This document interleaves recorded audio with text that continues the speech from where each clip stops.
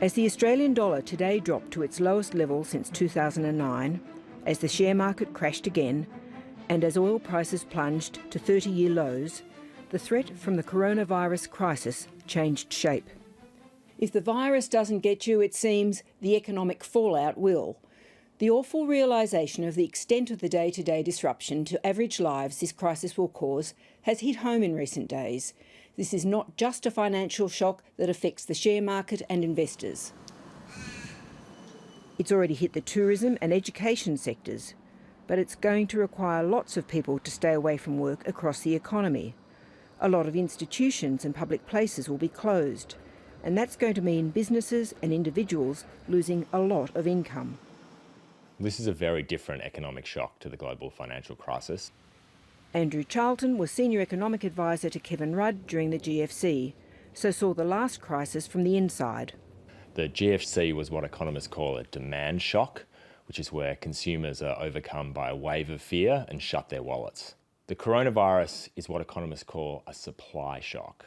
It's caused by businesses not having goods and services to sell, and that requires a very different policy response. Until now, the government's main focus has been on dealing with the health aspects of this crisis, containing the spread of the virus as long as possible. Its message on the economy has tried to be a reassuring one, that this is not a crisis like the GFC. This is a very different situation to what we saw through the GFC, which was essentially a problem with the banking and the financial system and issues of liquidity.